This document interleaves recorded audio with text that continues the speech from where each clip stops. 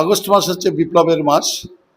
৯ August থেকে আমাদের রাজনৈতিকভাবে একটা কর্মসূচি তৈরি হচ্ছে, সেটা হচ্ছে হর ঘর তেরঙ্গা। সমস্ত মানুষের কাছে জাতীয় পতাকা পৌঁছে দেবে এবার সরকার এবং দল।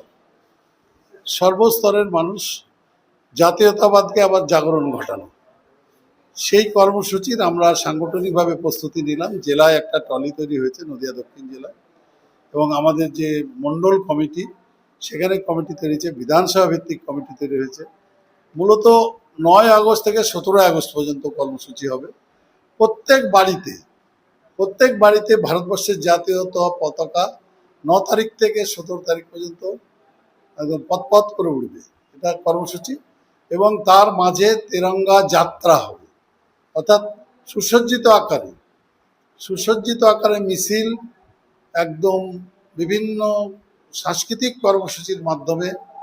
১৫০ বছর পূর্ণ হয়েছে বন্দে মাতরমে গত বছর, এবারে ১৫১তম বন্দে মাতরম। নতুন করে বন্দে মাতরমের ১৫০ বছর পালন হবে বিভিন্ন জায়গায়। এই ধরনের সাংস্কৃতিক জাতীয়তাবাদ পুনরায় মানুষের মধ্যে জাগরণ করার জন্য কর্মসূচি নেওয়া হচ্ছে। দেখুন, উনি এখন পাগলের প্রলাপ বকছেন, উনি কোথাও কাউকে কামড়ে দিচ্ছেন, দেখেছেন। উনি কতটা সুস্থ জানিনি।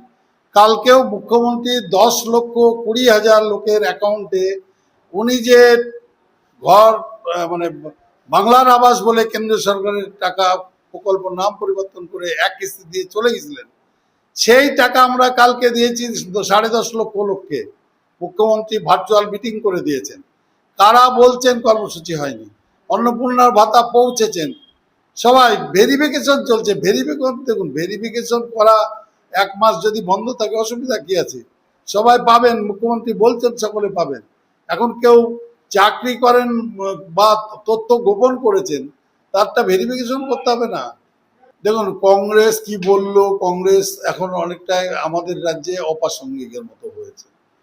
কংগ্রেস এখানে যারা করতেন তারা আজকের অবস্থান ঠিক নেই। আমাদের রাজ্যে কংগ্রেসের বিষয়টা খুব একটা প্রাসঙ্গিক নয়। আর শিক্ষক আন্দোলন, আমাদের মুখ্যমন্ত্রী আগেও বলেছেন যে শিক্ষকদের সুপ্রিম কোর্টে কিছু বার আছে, সুপ্রিম কোর্টের যে নির্দেশিকা আছে সেইটা মেনেই কার্যক্রম হবে। শিক্ষকদের নতুন নিয়োগ পদ্ধতির আগের রাজ্য সরকার চালু করেছে, সেটা নিয়ে তদন্ত করা হচ্ছে। যেটা সঠিক হবে, আইনগত দিক মেনেই তার ব্যবস্থা করা হবে।